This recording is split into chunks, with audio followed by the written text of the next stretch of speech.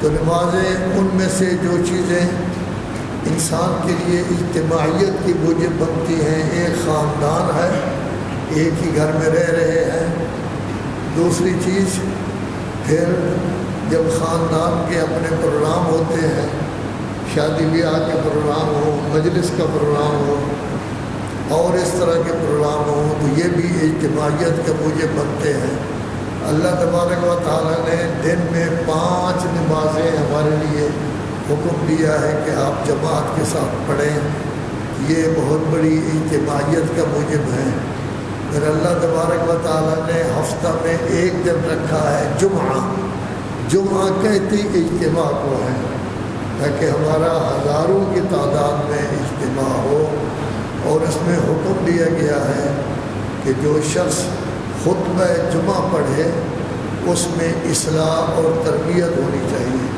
اور عجیب بات ہے کہ جو خطبہ ہمیں معصومین علیہ السلام سے ملا ہے، جس کی ابتداء کچھ الفاظ ہم پڑھتے ہیں، تو اس میں سب سے پہلے یہی چیز کہی گئی ہے کہ جس نے باقی رہنا ہے وہ اللہ تبارک و تعالیٰ کی ذات ہے۔ انسان آیا ہے، کائنات کی باقی چیزیں بھی پیدا ہوئی ہیں، یہ سب کے سب ایک وقت معین کے لیے ہیں، تو یہ یہاں سے چلی جائیں گی۔ تو گویا انسان کو جمعہ کے خطبہ میں اگر وہ عربی سمجھتا ہو، لیکن اردو میں بتا رہے ہیں، بتایا گیا ہے کہ بندہ خدا تھوڑے سے وقت کے لیے تو دنیا میں آیا ہے، ہو سکتا ہے بہت بڑا وقت مل جائے، 100 سال کے ہو جائیں۔ کہتے ہیں جی فلاں 110 سال کا ہو گیا تھا، 114 سال کا ہو گیا تھا۔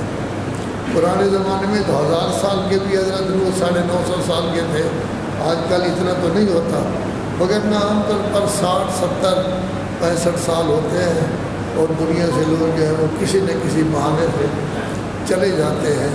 تو اصل یہی ہے کہ جب انسان تھوڑے سے وقت کے لیے آیا ہے تو اس کو چاہیے کہ سنبھل کر رہے، اچھا وقت گزاریں۔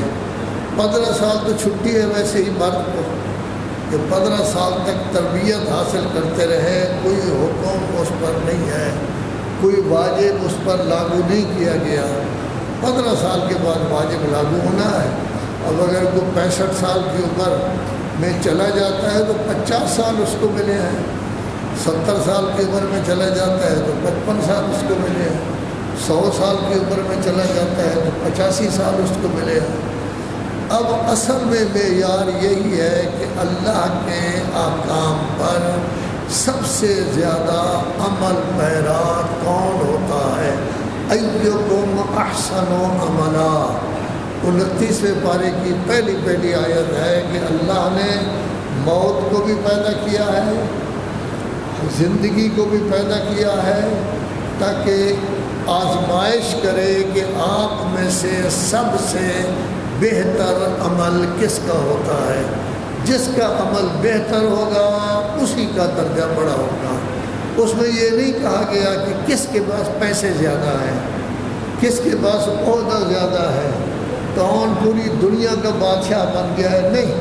ایکم احسن عملا لیبلوکم ایکم احسن عملا، تاکہ تمہیں آزمائے کہ تم میں سے بہترین، سب سے زیادہ بہترین عمل والا کون ہے۔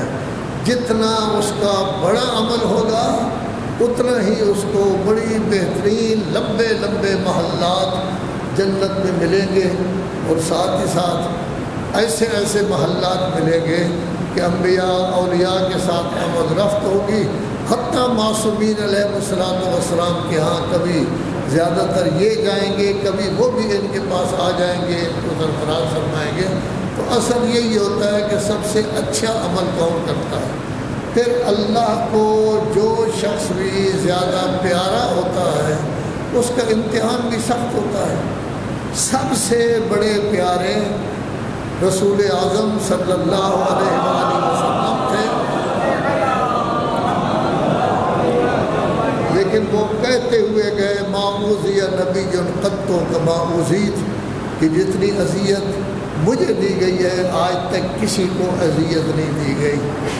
اور انہی کا یہ امتحان تھا کہ ان کے سارے گھر والے خاندان پورے کا پورا، جس کو آپ پنجتن پاک کہتے ہیں، جس کو اللہ تبارک و تعالی نے تطہیر میں بھی اکٹھا کر دیا تھا، اور مباہلہ میں سارے مسلمانوں کو، دنیا کو، عیسائیوں کو بتا دیا کہ اصل اسلام کا کام چلانے والے، تبلیغ کرنے والے، حفاظت کرنے والے یہ لوگ ہیں۔ سب کی زندگی دیکھیں، جتنے بھی ہیں وہ سب کے سب کس قدر مصائب میں مبتلا ہوئے، کتنا ان کا امتحان لیا گیا، کتنا بڑا امتحان تھا رسول اعظم صلی اللہ علیہ وآلہ وسلم کا،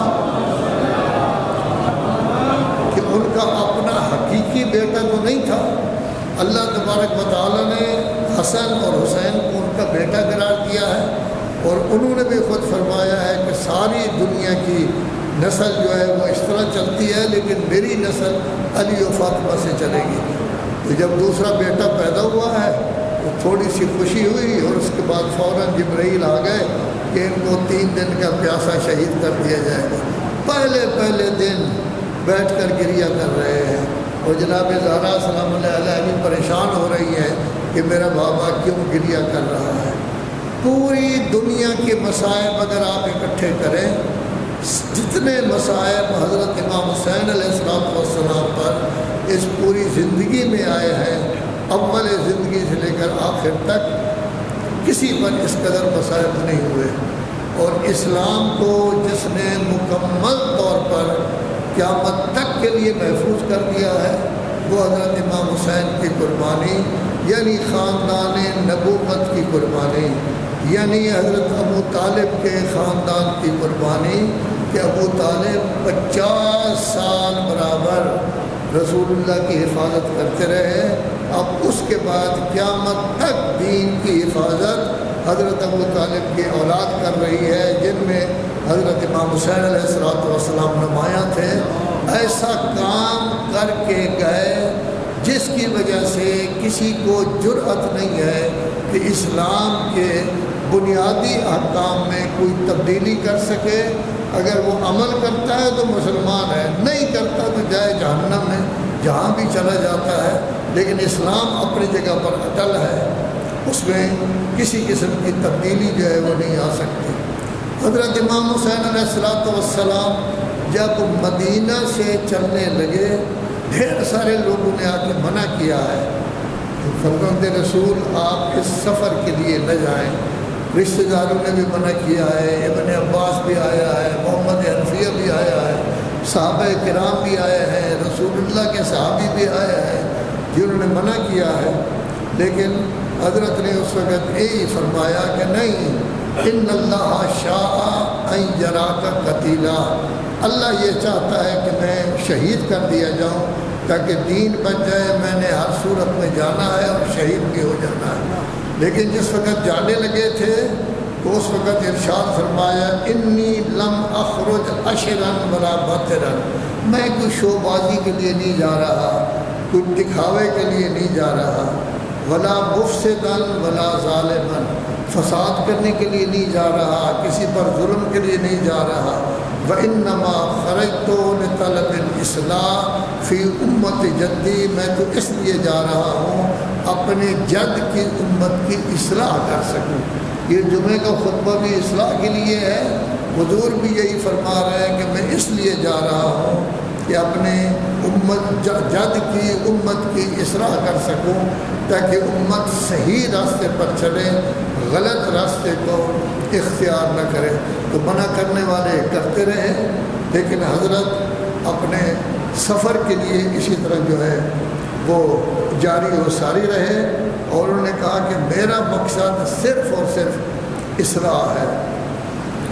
بعض اوقات ایسا ہوا ہے کہ جب کسی نے زیادہ باتیں کی، مولا آپ کا وجود بہت قیمتی ہے، اس وقت پوری کائنات میں پنجتن پاک میں سے آپ واحد شخصیت موجود ہیں، رسول اللہ کی اولاد ہیں، آپ موجود ہیں، آپ کو رسول اللہ اپنے شانے پر سوار کیا کرتے تھے۔ تو حضرت اس وقت ارشاد فرماتے، خط الموت علی ولد آدم، آدم کا کوئی بچہ بھی پیدا ہوتا ہے پہلے دن سے ہی اللہ کے ہاں طے ہے کہ اس کی موت کا بانی ہے، تو موت پہلے دن ہی سے لکھ لی جاتی ہے کہ آج پیدا ہوا ہے اور اس کی موت جو ہے وہ کس وقت ہوگی۔ اور پھر مجمع اکٹھا نہیں کر رہے، فوجوں کو اکٹھا نہیں کر رہے، لوگ زیادہ اکٹھا نہیں کر رہے تاکہ 5 لاکھ 6 لاکھ کا مجمع ہو، بلکہ یہ کہتے ہیں فمن کان فینا باذلا مہجتہ موطنا علی لقاء اللہ نفسہ فلیرحل معنا۔ جو شخص جان کا نذرانہ پیش کرنا چاہتا ہے وہ ہمارے ساتھ جائے اس سفر میں۔ جو شخص اللہ تبارک و تعالیٰ کے دربار میں حاضری چاہتا ہے وہی ہمارے ساتھ جائے، فلیرحل معنا، اسی کو ہمارے ساتھ جو ہے وہ جانا چاہیے۔ فإنی راحل مصبحا انشاءاللہ، کل صبح میں یہاں سے روانہ ہو رہا ہوں۔ تو آپ نے دیکھا کہ پہلے مدینہ چھوڑ کر آئے تھے، 28 رجب کو چلے، 8 ذی الحج جب ساری دنیا آ رہی ہے حج کے لیے، وہ احرام پہ اپنے احرام کو عمرہ میں تبدیل کر کے وہ تشریف لے جا رہے ہیں۔ کیوں تشریف لے جا رہے ہیں؟ وہ کہتے ہیں کہ میں جان رہا ہوں اپنی جان کی قربانی دوں تاکہ اللہ کا دین جو ہے وہ محفوظ رہے، جان کا کوئی ایسا مسئلہ نہیں ہے۔